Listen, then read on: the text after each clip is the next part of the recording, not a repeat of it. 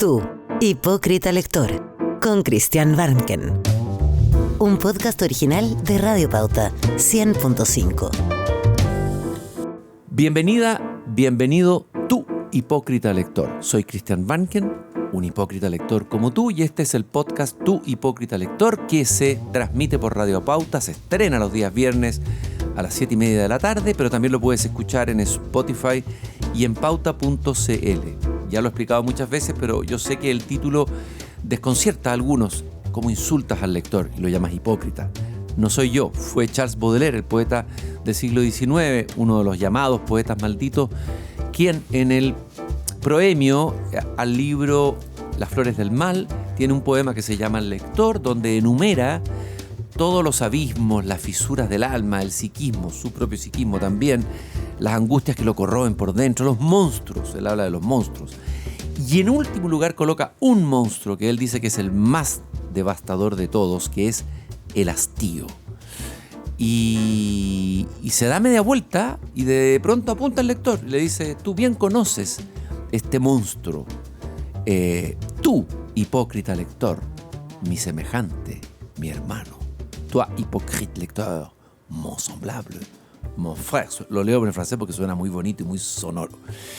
Hoy día vamos a hablar también de monstruos interiores, vamos a hablar de abismos, pero también de cómo desde los abismos interiores, desde la depresión, la ansiedad y la angustia que probablemente padeció Charles Baudelaire, según lo que uno puede leer en sus libros, cómo de ahí puede salir un camino de transformación, de crecimiento y una búsqueda de sentido.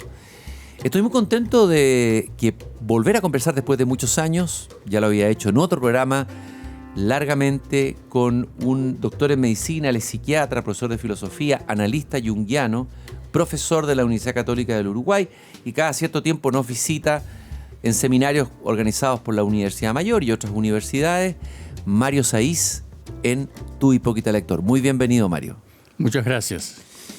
Vamos, antes de hacer este confesatorio de lector que hacemos acá, para quienes tal vez no han escuchado esa entrevista que yo te hice en ese otro programa que acabo de citar y conocen no tanto tu obra, vamos a hacer una síntesis de tu trabajo, lo que tú has hecho, ¿no? A ver, quiero que, a ver si brevemente lo podemos hacer, yo sé que es complejo contestarlo en una sola pregunta.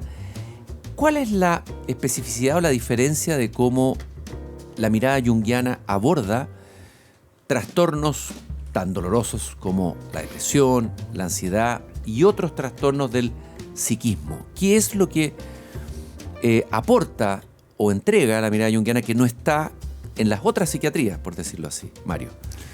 Claro, yo te diría que fundamentalmente cuando aparece un trastorno, la idea no es suprimir el trastorno, sino comprender que es un llamado del alma a una transformación que no está pudiendo realizarse. Y entonces aparece el síntoma como una expresión, como una necesidad de que eso sea atendido, ¿verdad? Y tanto en la depresión como en la ansiedad, que son dos patologías que sufrimos todos los humanos. Y abundan en nuestro tiempo, ¿no? Y muy abundante en nuestro tiempo, y sobre todo en la juventud también. El problema no es que yo no tengo que estar ansioso, no tengo que estar deprimido, sino que cuando estoy ansioso y deprimido tengo que comprender que eso trae un mensaje para transformarme, pero que no he podido hacer esa transformación y por eso aparece el síntoma. Yo creo que esa es como una clave distinta en la mirada de otras perspectivas que dicen, bueno, vamos a suprimir la ansiedad o vamos a suprimir la depresión. O sea, claro, la mente humana pareciera que es entendida hoy día, pareciera más desde la biología fundamentalmente, y ahí viene el tratamiento farmacológico, más que como un síntoma simbólico, no siento que tenga que ver con esta búsqueda de sentido y este trabajo. Ahora, el psiquiatra, tú eres psiquiatra, que además es psicoanalista de raíz junguiana. ¿Cómo hace cuando enfrenta un caso de ansiedad o de depresión? Sobre todo me imagino los casos de depresión son más delicados, ¿no? ¿Cómo lo aborda? ¿Complementando lo farmacológico con esta otra? ¿Y cómo se cruza ahí ese trabajo? ¿Cómo se hace ese trabajo de elaboración, no sé, de sanación? Claro. Bueno, esa es una pregunta bien interesante, porque muchas veces se ha pensado que una cosa excluye la otra, y en realidad se complementan. Es decir, nosotros no solo somos biología, también somos psique y también tenemos y construimos un mundo simbólico de significaciones. Entonces precisamos a veces, cuando el cuadro es severo, tratar de mejorarlo con la medicación para poder hacer este trabajo de elaboración de cuál es el sentido por el cual estamos en este trastorno, en este sufrimiento, digamos, que nos afecta. O sea, en el fondo es darle un sentido, tal vez, a la depresión y a la ansiedad, ¿no? Claro, exactamente. El tema de buscar, ahí está, una comprensión de qué nos está diciendo esa patología, es encontrar un sentido que precisamos en nuestro proceso de individuación, en nuestro proceso de maduración, y que no estamos encontrando. Sería bueno tal vez explicar, porque usaste algunas palabras que son específicamente de la terminología o del vocabulario del analista junguiano. Individuación. ¿En qué consiste la individuación? Así en palabras lo más simples posible. La individuación es el proceso que transcurre durante toda la vida y en el cual tratamos de encontrarnos en lo más profundo de cuál es nuestro sentido, cuál es nuestra mismidad, cuál es nuestra orientación de por qué estamos acá en la vida y qué hacemos en este conjunto que es el ser humano. Tal vez sería bueno dar un ejemplo. Yo sé que deben haber muchos ejemplos, pero por ejemplo, un caso de depresión que te haya parecido interesante o que hayas leído, a lo mejor en el mismo Jung o en otros psiquiatras o en tu propia práctica como terapeuta, para poder ver bien en qué consiste este trabajo terapéutico de matriz junguiana cuando enfrenta la depresión. Bueno, hay muchos ejemplos, ¿verdad? Pero tal vez uno como más compartido y comprensible para el lector es cuando nos ponemos muy exigentes con nosotros mismos en obtener resultados, en ser exitoso, en, vamos a decir, lograr reconocimientos, muchas veces tener poder, y dejamos de lado, vamos a decir, todo lo que tiene que ver con nuestra vida afectiva. Entonces, muchas veces la depresión aparece como una necesidad de parar todo ese proceso que estamos haciendo de ser exitosos, de tener logros, de tener producción, y nos llama al mundo interior y nos llama a conectarnos con ese mundo más afectivo, conectarnos con lo que diríamos nuestra alma más profunda.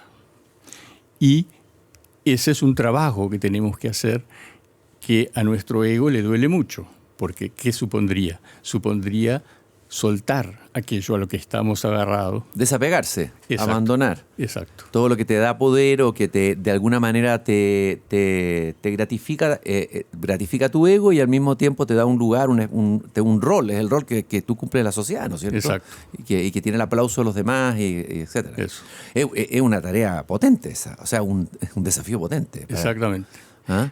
Y entonces, si solo tratáramos esa depresión con la medicación, luego de un tiempo volveríamos a entrar en depresión, porque solucionar la depresión no es lo mismo que comprender el sentido de la depresión para hacer esa transformación.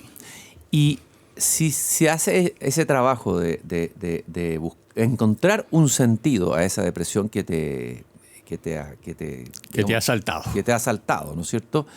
A ver, de alguna manera eso tiene efectos, por decirlo, químicos y orgánicos, porque la depresión entiendo que tiene un sustrato biológico bien claro, y que hoy día la psiquiatría se supone que tiene la pastilla para la depresión, etc.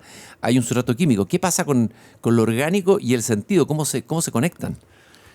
Bueno, está ya bien estudiado que, por ejemplo, las terapias que trabajan más que nada la parte psicológica generan modificaciones en los circuitos cerebrales, en las sinapsis cerebrales, y por lo tanto, digamos, cuando hay un cambio interior, hay un cambio que se acompaña a nivel cerebral. Digamos, nosotros hemos hecho esta división entre lo biológico y lo psíquico, pero siempre recuerdo lo que decía Jung, son dos miradas de un mismo fenómeno. Ajá. No estamos disociados. Claro, el biólogo va a vernos como seres biológicos, el psicoanalista nos va a ver como seres, no sé, simbólicos que buscan un sentido. Animales simbólicos, podríamos decir, claro. ¿no? Animales que producen símbolos. Te he escuchado ya varias veces la palabra alma y me encanta mucho. Y en el título de los dos libros, La ansiedad, una encrucijada del alma. El alma, recordé a María Zambrano, filósofa española, que tiene un libro Hacia un saber sobre el alma, en que dice que ya como que no se alma del alma, ¿dónde quedó el espacio para el alma? Y que alguno lo ocupó la psique, por decirlo de alguna manera, o desplazó el alma. Pero sigue siendo una palabra que dice algo. ¿Qué nos dice? ¿O qué es lo que carga esa palabra?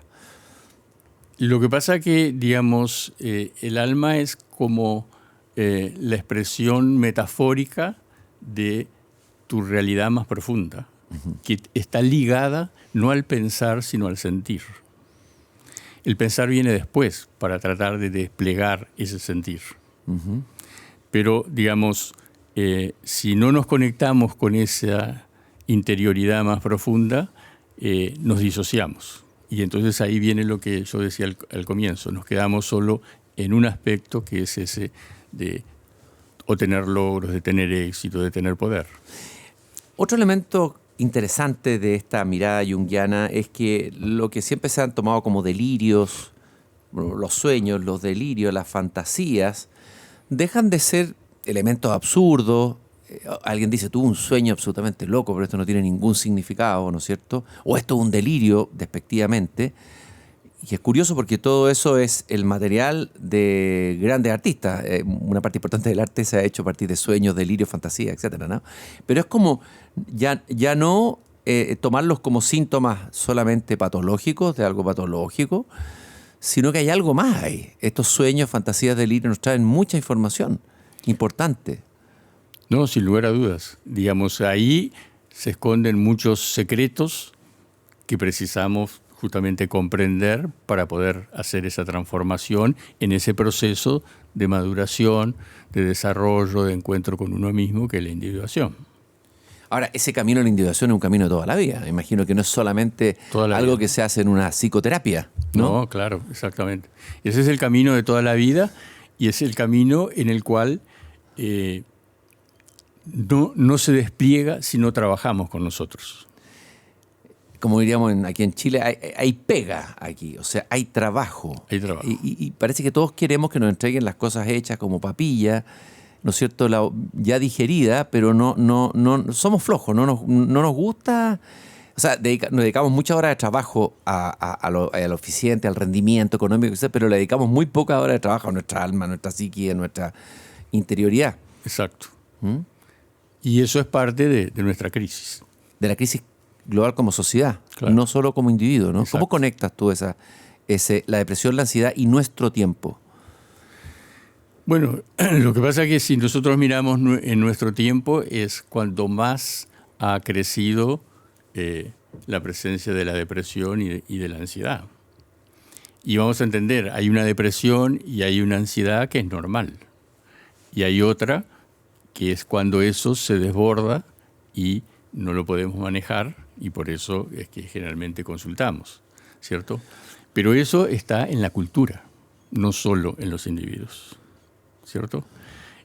Porque, digamos, no podemos separar la cultura, la sociedad y lo individual. Está siempre junto porque la cultura nos da patrones de comportamiento, de valoración e inclusive patrones de sentir que nosotros incorporamos y normalizamos y muchas veces no están en consonancia con lo que verdaderamente sentimos. Y algunos patrones, por decirlo así, patológicos de nuestra sociedad, tomando la sociedad como un paciente, nuestra sociedad actual. ¿Cuál sería la sintomatología que tú descubrirías la más relevante? Bueno, hay varios aspectos, pero un aspecto es el obtener resultados rápidamente, ¿verdad? Otro es el tener que ser exitoso. Otro es el no poder aceptar la sombra. Es decir, si estamos deprimidos lo tenemos que esconder, porque eso no está bien, no habla bien de nosotros.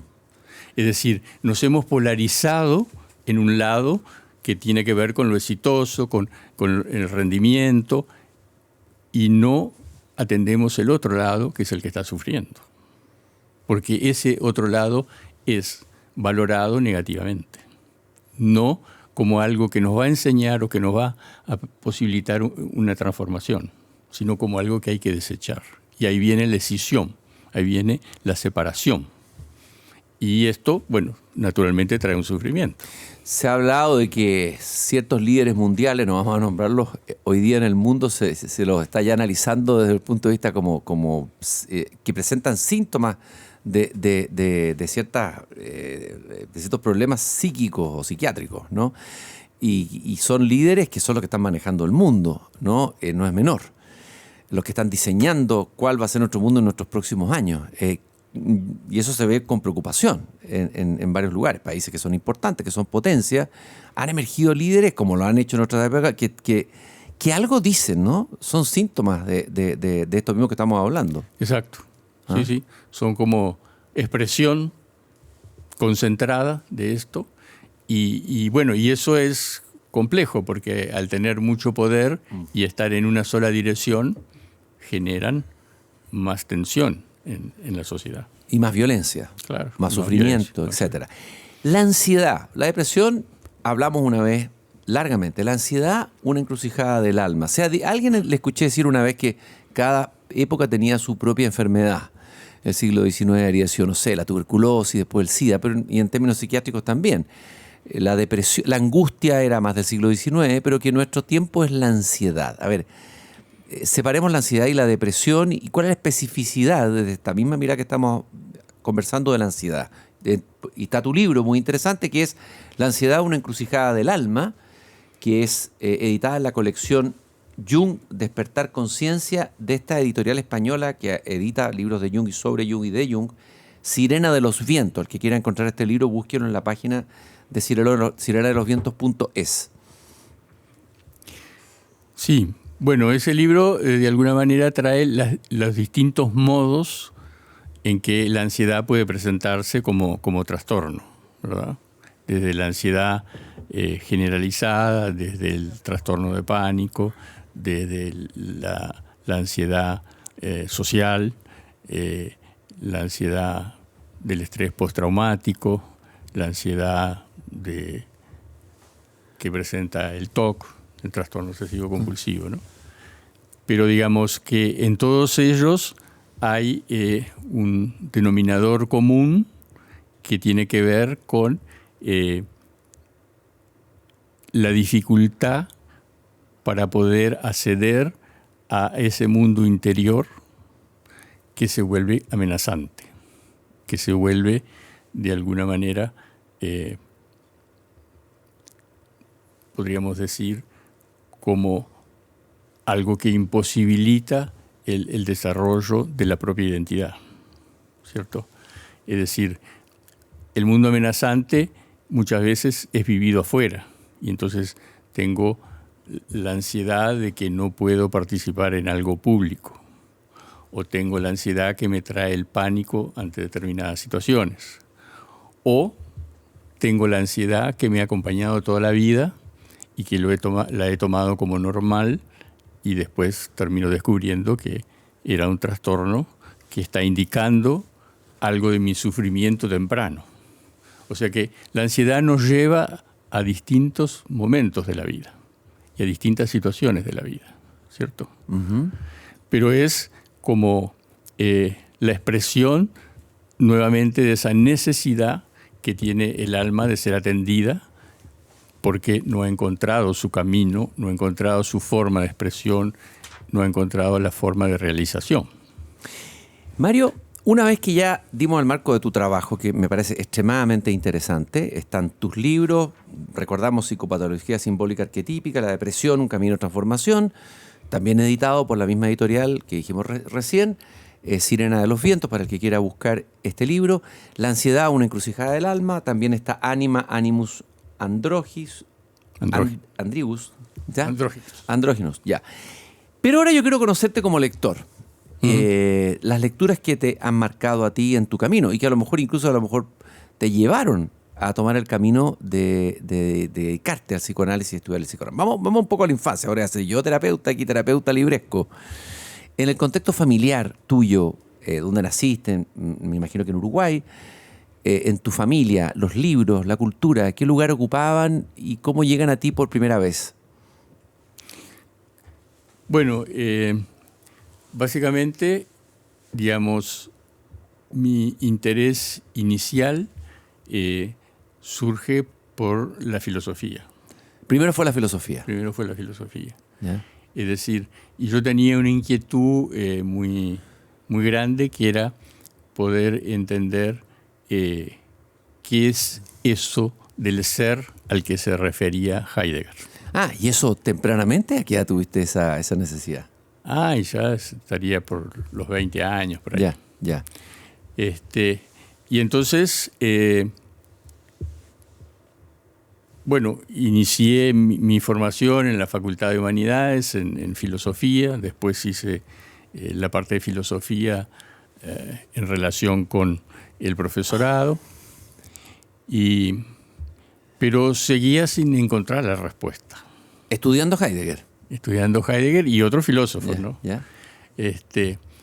Y entonces comprendí que para entender un poco esta filosofía tenía que comprender cómo funcionaba la mente. Uh-huh. La mente que pensaba, la mente que filosofaba. Exacto. ¿No? Y entonces ahí me fui para la neurología y tuve una experiencia, digamos, poco satisfactoria, porque me mandaron a hacer experimentos con ratoncitos y una serie de cuestiones. ¿Ya? Y entonces estoy muy lejos de llegar acá a la mente, y entonces me fui a la psiquiatría. Pero vamos al libro, vamos a Heidegger. Sí.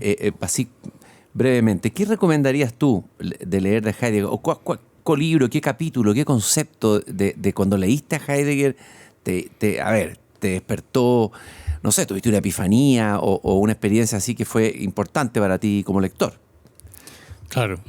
Sí, básicamente esa experiencia como trascendente del ser, uh-huh, que yo lo sentía como algo que me conmovía, como algo que me transportaba a otra dimensión, pero que no la podía entender mucho. Uh-huh. ¿Cierto? Era un poco inasible. Ponerse a explicar a alguien. La otra vez un hijo me preguntó, papá, pero explícame qué es el Dasein. Caramba, yo pensé que lo entendía hasta que el momento que empecé a explicarlo, ¿no? Qué difícil es hacerlo. Exacto. Bueno, tú en este libro de la ansiedad me estuve hojeándolo y me encontré con que citas a algunos filósofos y resulta que hablas de algo muy interesante, que es el concepto de la angustia en Ser y Tiempo, que es Angst, como una experiencia fundamental de ser en el mundo, que es el Dasein y el concepto de Heidegger. A ver, me parece que Heidegger aporta algo aquí sobre la angustia que me parece bien importante, ¿o no? Claro. Porque hace de esto algo fundamental en la vida del ser humano, ¿cierto?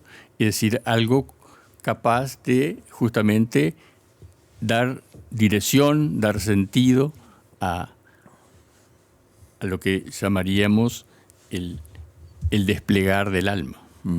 ¿Cierto? Si bien él no habla en términos de alma, ¿no? Él habla en términos del Dasein y por lo tanto el Dasein, digamos, es un ser para la angustia. Claro, y él dice, tú lo citas, en la angustia se experimenta la nada. La angustia hace patente el que el hombre es arrojado en el mundo. O sea, lo ve positivamente la angustia. La angustia en general tiene mala prensa, por decirlo así, y esquivamos el bulto. No, hablar de angustia produce molestia cuando tú dices, voy a hablar de la angustia en un taller. La gente como que dice, no, ¿por qué no hablamos de algo más positivo? ¿No? Pero sin embargo, Heidegger parece que nos invita a detenernos ahí y que esto revelaría algo fundamental de nuestro ser. Exactamente, eso es. Yo creo que ahí es como muy importante justamente ver que nuestro rechazo por la angustia es nuestro rechazo a la posibilidad de transformación, de encuentro más profundo con nosotros mismos. Es decir, el tema es, o la pregunta sería, ¿por qué le tenemos miedo a la angustia? ¿Y por qué le tenemos miedo a la angustia? Porque nadie nos ha enseñado que la angustia es una maestra de la vida. Por el contrario, nos han enseñado que hay que evitarlo, ocultarlo, no mostrarlo y no hablar. Y me acuerdo por ahí, no estoy seguro, leí un texto precioso de otro filósofo, más un divulgador de filosofía, Rudyard Safransky, en un libro chiquitito, habla del aburrimiento y la angustia. La angustia puede empezar con el aburrimiento, por eso necesitamos estar entretenidos, ¿no es cierto? Y el aburrimiento no hay que expresarlo, es importante. Y después del aburrimiento empezamos a ahondar, porque nos encontramos con nosotros mismos, nos encontramos con nuestra nada y empieza la angustia, ¿no? Y me parece que Heidegger dice que hay que detenerse ahí, darle tiempo a eso, porque después podría venir un nuevo comienzo, dice algo así. Es decir, hay una inmensa posibilidad para el hombre cuando logra conectarse con una angustia que no sea obviamente destructiva ni nada de eso, ¿no? No, claro. Es decir, la angustia te abre a otro mundo, que en la medida en que tú no entras en la angustia, ese mundo está cerrado. Claro, porque me imagino que en la angustia se plantean las preguntas, ¿no es cierto? ¿Qué soy? ¿Para dónde voy? ¿Qué es la vida? ¿Por qué estoy acá? ¿No? Y esas preguntas son importantes, fundamentales. No, claro. Y muchas veces se encuentran las respuestas, ¿verdad? Es decir, es un camino de iniciación que nos llevaría a dimensionar la vida en su conjunto y la vida en la cultura y en la sociedad de una manera totalmente distinta. Pero nosotros somos grandes evitadores de la angustia. Y al evitar la angustia tal vez estamos evitando encontrarnos con nuestro Dasein, como lo que es nuestro ser en el mundo. Eso. ¿Te animas a explicar qué es lo que es el Dasein? Así, desde cómo lo ves tú, cómo lo vislumbras tú. Creo que alguien que está escuchando tal vez no va a leer El Ser y Tiempo y quisiera entender que se habla tanto de este Dasein, de este ser en el mundo. Ser ahí, dicen otros, ¿no? Hay distintas traducciones. Bueno, yo creo que tiene que ver con, si lo pusiéramos no como experiencia, sino conceptualmente, tiene que ver en que nosotros y el mundo somos uno. Es decir, el mundo de alguna manera nos construye y nosotros construimos el mundo, ¿verdad? Es decir, y eso es inseparable, ¿verdad? Por eso, por lo menos en la traducción, lo tratan de poner ligado con guiones, ser en el mundo, ¿no? Como si fuera una sola palabra, porque hace referencia a que la existencia, ¿verdad?, tiene esta característica. No podemos separarnos del mundo. Y eso tiene que ver también con lo que decía Jung en otro plano. La individuación no puede ocurrir si uno suprime al otro. Nadie se individúa yéndose a la cima de la montaña y quedándose solo. Que es una ilusión que tenemos, ¿no es cierto? Exacto. Un anhelo que tienen algunos. Yo voy a arrancarme, me voy a ir, me voy a alejar para encontrarme conmigo mismo. Y tal vez me esté alejando, ¿no? Exacto. Porque no me encuentro con los otros. Sartre decía, l'enfer ce sont les autres. El infierno son los otros. Es fuerte esa afirmación de Sartre. Sí. Bueno, depende si nos asustamos del infierno o nos animamos a atravesarlo. Y bueno, y parece que Jung, lo vamos a hablar después, nos invita a atravesarlo, ¿no? Eso es. Este infierno. Ya vamos a ver eso. Estás escuchando el episodio estreno del podcast original de Radio Pauta, Tu Hipócrita Lector, con Christian Warnken. Hacemos una breve pausa y volvemos. Ya estamos de vuelta en Tu Hipócrita Lector, con Christian Warnken, un podcast original de Radio Pauta. Otro filósofo que citas tú aquí en el libro de Ansiedad, que un filósofo que a mí me fascina como personaje, pensador, escritor, es Søren Kierkegaard, ¿no? Que curiosamente está como regresando. Hay algunas películas, acaba de salir una biografía sobre él, muy interesante, no recuerdo el título, que la recomiendo, una mujer. Y aquí Kierkegaard tiene un libro que además se llama El concepto de la angustia. Y te debe haber gustado Kierkegaard, interesado por eso, ¿no es cierto? ¿Qué descubres tú en Kierkegaard?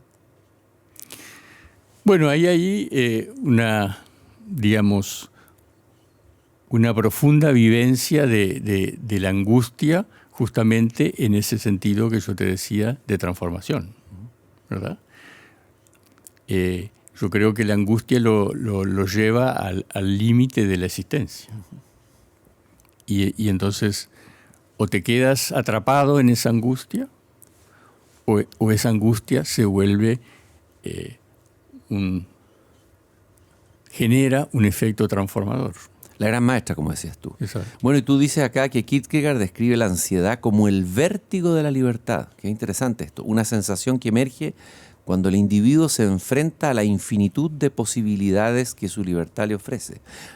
Nuevamente Sartre se conecta. El hombre está condenado a ser libre. Claro. Y la libertad humana no es fácil. Exacto. ¿No? Y el tener que elegir muchas veces trae conflictos que duran a veces años. Desde luego. Mario, y en la filosofía, ¿qué otros autores de repente te rondaron, te interesaron en algún momento? ¿O algún libro que te haya marcado también y que te haya interesado? Bueno, el de Nietzsche. Nietzsche es muy potente. Es pura dinamita, Nietzsche. Sí. Es increíble cómo te llega, te sacude, te provoca, te incita. Yo creo que es uno de los filósofos que logra combinar lo conceptual con lo vivencial. Absolutamente. Ese es un pensamiento encarnado en el cuerpo y en el ser completo, ¿no? Sí. No separado como cartesianamente, por decir así, ¿no? Eso. Y de Nietzsche, ¿cuál es el libro que más te gusta? ¿O Bueno, más te gustó? Así hablo Hacia los Zaratustra. Claro. Que ese es un poema filosófico. Totalmente, ¿Ah? exacto. Esa cosa de aforismos es muy potente, ¿no? Sí, muy Porque potente. Te dejan resonando diferentes vivencias o diferentes experiencias, ¿no? Y de ese libro, ¿te acuerdas de algo, de una idea, una imagen, un concepto, algo que te haya seguido resonando después en Hacia los Zaratustra? Bueno, yo creo que ahí hay muchas vivencias que genera él, ¿no? Tal vez algunas tienen que ver con esa crítica que él hace a todo lo que está estatuido, a todo lo que está sostenido, y que de alguna manera yo creo que podría entrar en consonancia con tu hipócrita lector. Claro, lógico. Además, el estilo de ese libro está lleno de imágenes, está lleno de... Bueno, hay un personaje como de ficción, que es Zaratustra mismo, el encuentro con sus discípulos. Es un libro de verdad maravilloso, un libro que cuando uno se encuentra con él, yo creo que es un libro de los libros que te puede marcar profundamente en la vida, ¿no? Y nos fuimos a la infancia. Los psicoanalistas siempre van a la infancia. Y porque partimos con los libros que te habían marcado en la universidad, primero partimos con la filosofía y ya vamos a llegar a la psiquiatría y al psicoanálisis y a Jung. Pero en la infancia, ¿qué lectura en la infancia y la adolescencia? ¿Qué libros? ¿Novelas leías? ¿Te gustaba la novela? ¿Te gustó la poesía alguna vez? ¿Qué era lo que te atraía más? O libros que hayan sido, aparte de la filosofía, digamos. No, yo te diría que, bueno, algo de poesía sí, pero eso fue posterior con Hölderlin. ¿No? Hölderlin te gustó, te interesó. Y también León Felipe. Ah, maravilloso. Sí. Gran poeta español. Eso. Piedra pequeña, como tú. Me acordé ahora porque hay una canción además sobre ese poema. Maravilloso. ¿Qué encontraste en León Felipe? ¿Qué es lo que te gusta de él? Y me fascinó mucho ese poema que se refiere a Yo sé todos los cuentos. Ah, yo sé todos los cuentos. Qué ganas de encontrarlo, ese poema. Lo vamos a buscar. ¿No te acuerdas del título del poema? ¿Se llama así o comienza así? Creo que comienza así. Y además, León Felipe sí que da la impresión que es de este tipo de personas que no le teme a la angustia, que enfrenta la angustia, es, ¿no es cierto?, es como buen español, un apasionado. Eso. Vibra todo en su poesía. Yo sé todos los cuentos, dices. Aquí lo estoy buscando. Yo sé todos los cuentos. Vamos a ver si lo encontramos. Voy a leer un pedacito, a ver si te recuerda. Yo no sé muchas cosas, es verdad. Digo tan solo lo que he visto. Y he visto que la cuna del hombre la mecen con cuentos, que los gritos de angustia del hombre los ahogan con cuentos, que el llanto del hombre lo taponan con cuentos, que los huesos del hombre los entierran con cuentos y que el miedo del hombre ha inventado todos los cuentos. Yo no sé muchas cosas, es verdad, pero me han dormido con todos los cuentos y sé todos los cuentos. Gran poema. Sí. A ver, ¿qué es lo que extraes de ahí? A ver, ¿qué te interesa ahí, alrededor de los cuentos? Bueno, fundamentalmente, cuando lo leí en ese momento, me consustancié con todos los cuentos con los cuales me había criado y había estudiado y había vivido, ¿verdad? Porque comprendí que eran los cuentos de otros, no los míos. Pero es inevitable que nacemos dentro de un relato. La cultura entera es un relato y un cuento que alguien nos contó o nos contaron. Claro. Y hay elementos, a ver, ¿hay que destruir todos esos cuentos o después se integran? ¿Cómo se hace ese trabajo con los cuentos heredados y recibidos? No, claro. Lo que pasa es que hay que poder contar el cuento propio. Y ese cuento propio, como Dasein, como Ser en el Mundo, es un cuento que no puede suprimir los cuentos. Pero sí tiene que encontrar aquello que es tu mismidad, aquello que es lo más propio tuyo. De alguna manera, la tarea del psicoanalista es cambiar al narrador. El paciente es un narrador que se cuenta su propia vida y hacer que empiece a contarse de otra manera. Tiene que ver con esa narrativa, con lo narrativo, la narrativa de sí mismo, por decir de alguna manera. Vamos a decir que es ayudarlo a que encuentre su propio cuento. Claro. Pero no lo puede encontrar el psicoanalista. Tiene que encontrarlo, no se lo puede dar el psicoanalista, porque ahí cometería el error. Le traspasa otro cuento. Exactamente, tal cual. Oye, vamos a guardar este poema de León Felipe, precioso. Busquen la poesía de León Felipe, un poeta maravilloso, español, que terminó exiliado en México, en la Guerra Civil, etc.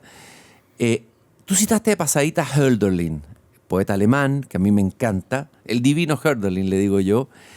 ¿Qué te gustó de la poesía de Hölderlin? ¿O qué quedó resonando en ti o reverberando en ti? No, bueno, ahora no te podría decir en concreto cuál, ¿no? Pero básicamente cualquiera de sus poemas siempre me ha impactado. Tiene algo que toca el alma, que toca la profundidad, que toca un saber que te conmueve. Absolutamente. Siempre he sentido yo lo mismo, e incluso como que siento que traspasa las traducciones, porque caramba, en alemán uno dice la traducción no será tan buena, pero hay algo en el mensaje de Hölderlin que va a una esencia muy profunda, ¿no? Sí. Y yo creo que eso... Me recuerdo una frase de él, hay muchas, pero que decía él: quien piensa lo más hondo, ama lo más vivo. Que algo tiene que ver con lo que hemos hablado aquí, ¿no es cierto? Exacto, tal cual. Y además es un caminante, tiene una capacidad de conectarse con la naturaleza, conversar con la naturaleza, etcétera, extraordinaria, ¿no? Sí, impresionante. Bueno, lecturas de poetas, lecturas de filósofos. ¿La narrativa te interesó alguna vez? ¿Hay alguna novela que te haya marcado cuando joven o después?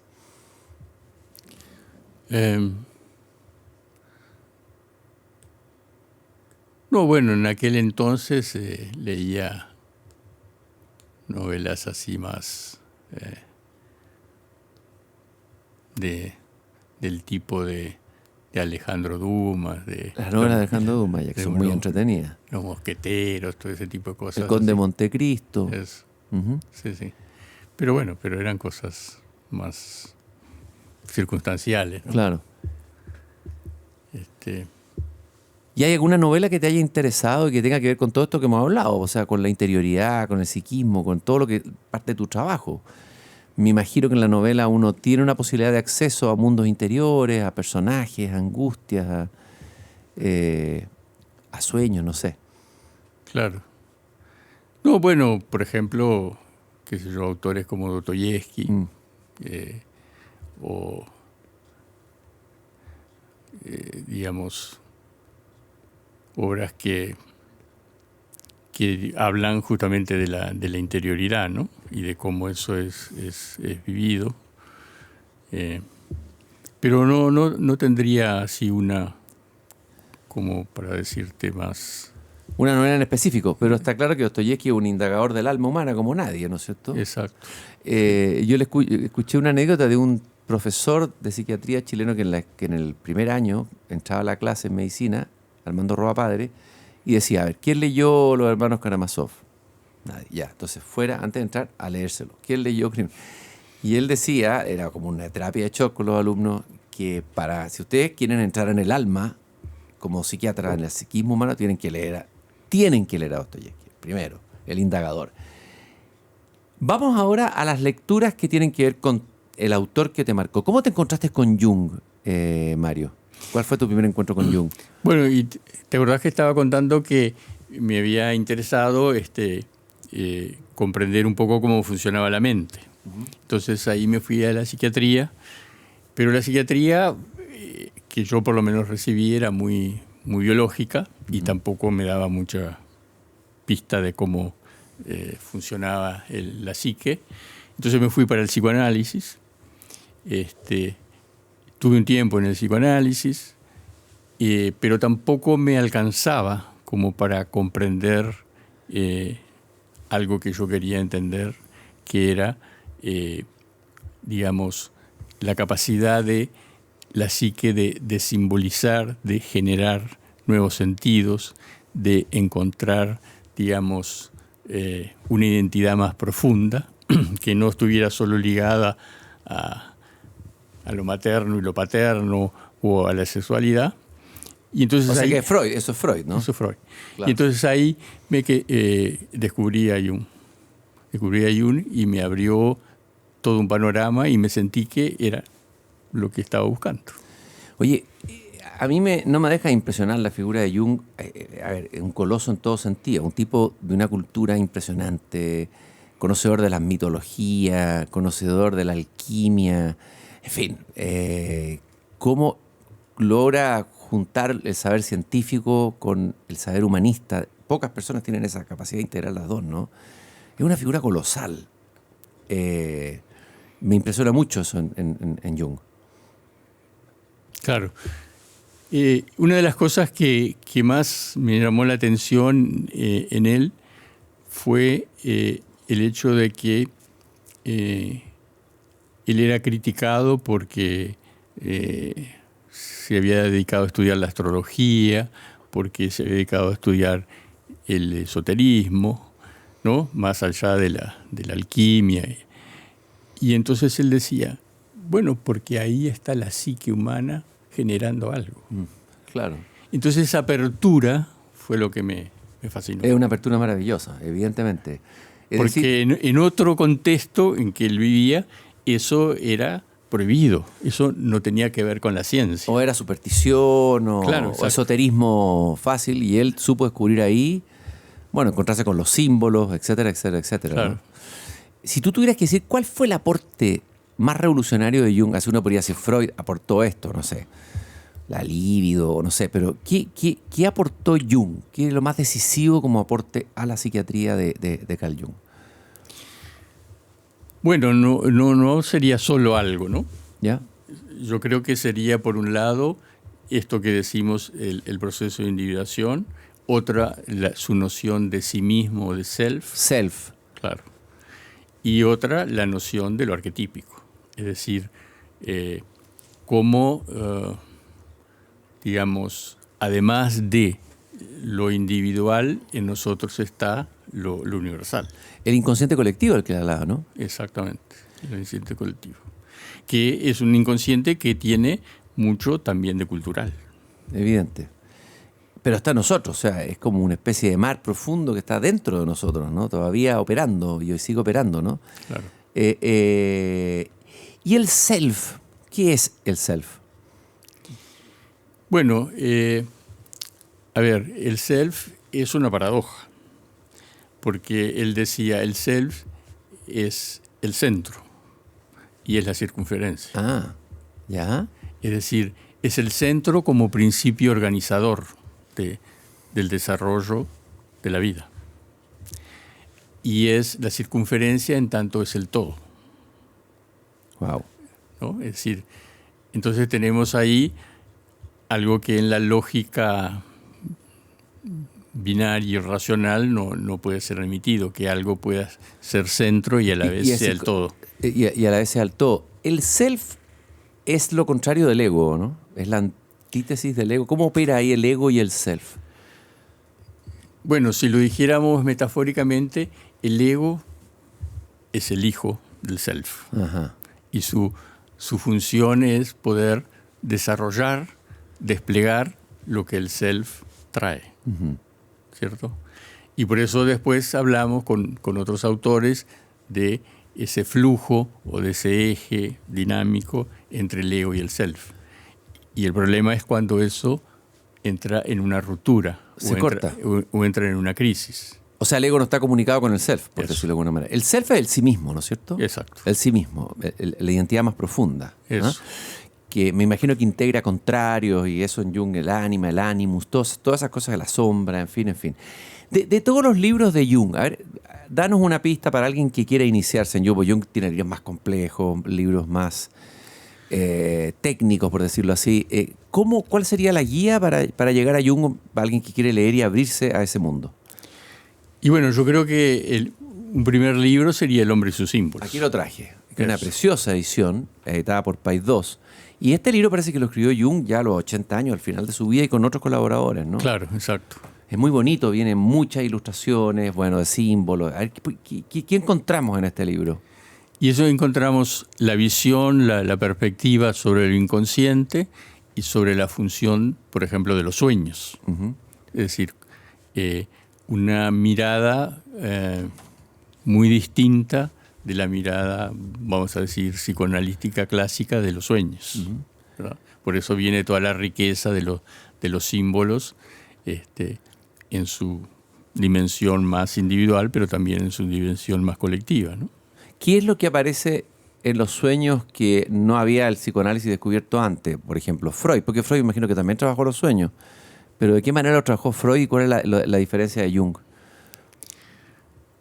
Bueno, básicamente es que uno puede leer los sueños de acuerdo a un modelo que te permite interpretarlos. Uh-huh. Y otra manera es leer los sueños prescindiendo del modelo y tratando de ver qué es lo que te quieren transmitir desde el punto de vista vivencial. Uh-huh. Entonces, ese es un trabajo de elaboración, ¿verdad?, que requiere no quedarse anclado en ciertos conceptos, sino darle campo a el sueño para ver en ello qué está expresando tu interioridad. Ahí hay una aventura fascinante. Es decir, nosotros mismos nos despertamos y si logramos recordar, tenemos un material valiosísimo. O sea, es como el alma que te está enviando señales, ¿no es cierto?, a través del inconsciente. Después, ¿qué otro libro recomendarías de Jung para ir ya profundizando? Hay un libro que se llama Análisis de los sueños. Y ahí en ese libro, ¿qué encontramos? Bueno, ese es un libro muy interesante porque son unos seminarios que él da sobre los sueños, en el cual es un diálogo con los que participan en el seminario y donde él explica muchas cosas que no están tan explicitadas en las obras completas, uh-huh, ¿cierto? Entonces tiene muchos ejemplos de sueños y cómo los trabaja. Entonces ese sería como un segundo paso para aquel que está interesado en los sueños, porque es accesible de leer. Uh-huh. no es demasiado técnico. Oye, sí, oye, y están las memorias de Jung. No sé si las traje aquí, yo las tengo, que son muy bonitas. Recuerdos, sueños, pensamientos. ¿Qué te parecen esas memorias? Eso me parecería que podría ser el primero o el segundo El primero a leer. A leer, ¿no es cierto? Sí. Partir por ahí. Exactamente. Este libro, lo que me recuerdo que parte con la imagen de la planta, cuando dice, la vida se me ha parecido siempre como una planta que vive de su rizoma. Su vida propia no es perceptible, se esconde en el rizoma. Lo que es visible sobre la tierra dura solo un verano. Y dice al final, el rizoma permanece. El rizoma sería como el inconsciente, ¿no? Claro, exacto. O sea, somos una planta, la parte de arriba es el yo consciente, Eso. bueno, el ego racional, pero no hay que olvidar las raíces, ¿no? Eso. Hay algo que me ha impresionado mucho de Jung, y es que él tiene una crisis personal, entiendo, importante, que él de alguna manera en algún momento dio un paso que dejó de ser, digamos, el terapeuta que ve a los otros y empieza a ver que él no había hecho su propio descenso, su propio camino, y ahí es donde nace este libro fenomenal y colosal que traje acá en esta edición tremenda, que es el libro rojo de Jung, que él pidió que lo publicaran después de su muerte. ¿Qué encontramos en este libro? ¿Qué pasó con Jung aquí? ¿Qué significó para ti este libro, Mario?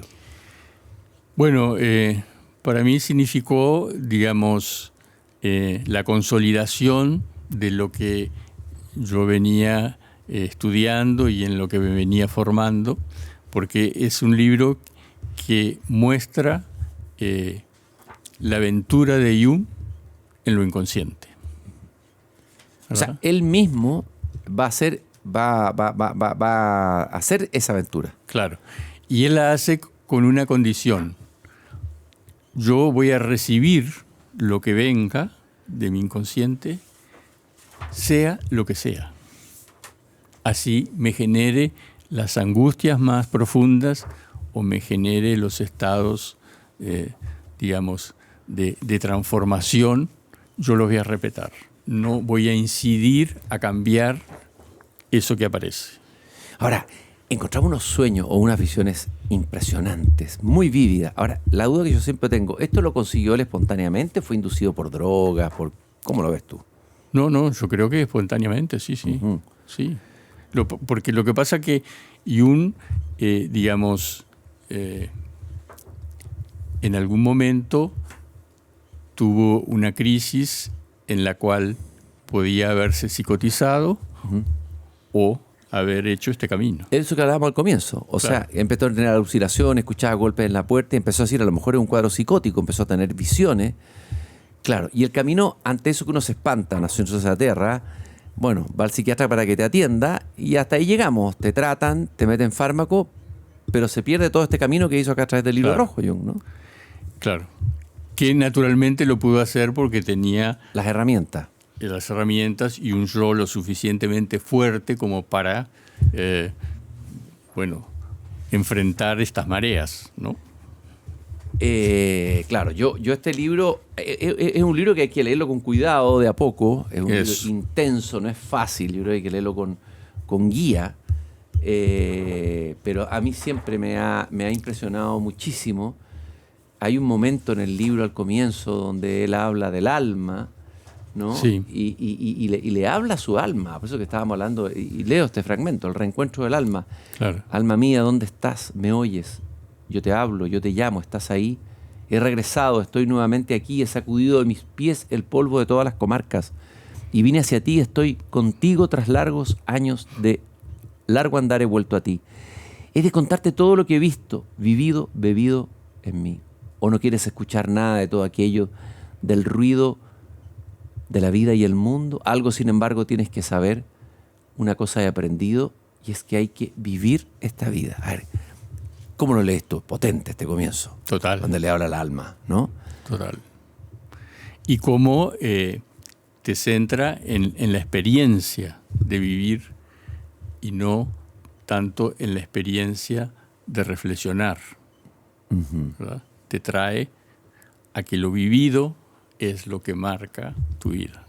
Ahí está el material más potente. Claro. Y también te plantea qué pasa con lo que no he vivido. Claro, lo no vivido, lo que es lo reprimido, ¿no? Lo olvidado, ¿qué es lo no vivido?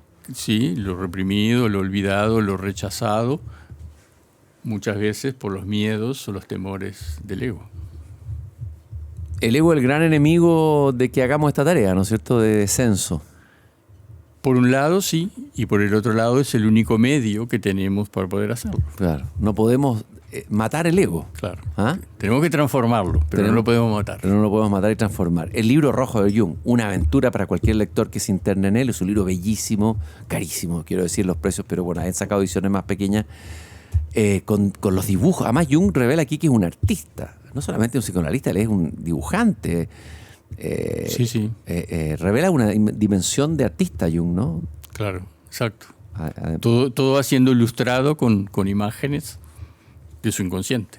Oye, y traje, para ir cerrando ya, Mario, estoy conversando con Mario Saiz, en Tu Hipócrita Lector, psicoanalista de matriz junguiana, autor de varios libros, entre ellos La ansiedad, una encrucijada del alma, La depresión, una encrucijada del alma. Traje este libro porque supe que te gustaba. Amor y Psique, que es una historia que cuenta Puleyo dentro de un libro mayor que es El Asno de Oro. Un libro antiguo, del mundo latino, del 2, creo que del 2 antes de Cristo, algo así. Y empecé a leerlo y, bueno, lo tenía en mi biblioteca y recordé que es bellísima esta historia, ¿no? Que parte como un cuento, ¿no? Había una vez en una ciudad un rey y una reina que tenían 3 hijas, notables por su hermosura. Las 2 mayores, aunque de aspecto encantador, aún merecían poder celebradas con alabanzas humanas.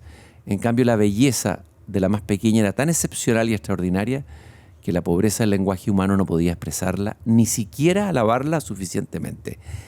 ¿Por qué te interesó este libro de Apuleyo, Amor y Psique? Porque, digamos, es un libro que nos muestra una nueva posibilidad de transformación del ser humano. Es un libro en el cual la relación es entre Eros, el amor, y Psique, o el alma, y cómo esto comienza en la historia con que Afrodita, que es la diosa de la belleza, de la sensualidad, le pide a su hijo Eros que lleve a la muerte a Psique porque está siendo su competidora. Y entonces Eros termina enamorándose de Psique y su condición es: tú vivirás en este palacio y yo te visitaré todas las noches, pero tú no puedes verme, solo sentirme. Y entonces todas las noches visita a Psique y antes que salga el sol, se va. Y entonces ahí viene toda una historia en que las hermanas de Psique la van a visitar y le dicen que en realidad es un monstruo y que ella tendría que en la noche, cuando él duerme, matarlo. Y bueno, haciéndolo breve, ella una noche toma coraje y lo ilumina con una lámpara de aceite, y al iluminarlo cae una gota de aceite y quema a Eros, y Eros se va y la deja. Oh, qué historia, qué tremenda historia. ¿Qué es lo que hay ahí en esta historia? ¿Qué encontramos? Bueno, encontramos muchas cosas, de luego. El mito no se agota en una explicación, ¿no? Pero... Claro. Bueno, una de las primeras cosas que uno dice, bueno, ¿por qué hizo esto ella y no respetó a Eros en su pedido? ¿Cierto? Y entonces ahí uno se puede plantear, porque digamos la historia sigue y ella no sale corriendo a buscar a Eros, sino que se enfrenta con Afrodita y tiene que pasar por una serie de pruebas. Uh-huh. Y al pasar por esa serie de pruebas, se prepara para el nuevo encuentro con Eros. Uh-huh. ¿Cierto? Pero en ese inicio hay una reflexión que es interesante, que es esta. Eros no resiste la luz. ¿Cierto? Porque la luz funciona acá como un símbolo de control. La razón. Eso. El super yo. Eso. ¿No es cierto? ¿Cierto? Entonces, él debe permanecer en la penumbra para estar vivo. En el misterio, en el fondo. En el misterio. Y es Eros y Psique. Y Psique necesita a Eros, ¿no es cierto? Claro. Pero tiene que estar pronta para recibirlo. Claro. Y tiene que trabajarse para recibirlo. Eso, exactamente. Y eso es lo que muchas veces nos olvidamos de hacer. Me recordó el título, y con esto cerramos, del filósofo alemán de origen coreano Jules Verne, un título muy sugerente, La agonía de Eros. Él plantea que Eros está agonizando en nuestro tiempo. ¿Qué crees tú? ¿Qué piensas tú de esa idea? Estoy de acuerdo, completamente. ¿Y qué implicancias tiene eso de que Eros esté agonizando? En la medida que Eros agoniza, lo que crece es el poder. Pero no el poder de Eros, sino el poder privado de Eros, que es el poder más violento y más destructivo. ¿Cierto? Entonces, si no volvemos a reconectarnos con Eros, la transformación se vuelve destrucción. Porque, digamos, el poder de Eros es el poder que transforma. Pero el poder disociado de Eros es el poder que destruye. ¿Y el poder positivo de Eros sería, dónde está? ¿En el amor? ¿En la creación estética? ¿Dónde está Eros? ¿En las ganas de vivir? No sé. ¿Dónde está Eros? Eros está, digamos, en todas las manifestaciones de la vida que son vivificantes. El asunto es que no siempre lo reconocemos, pero Eros está en la relación de la madre con el niño.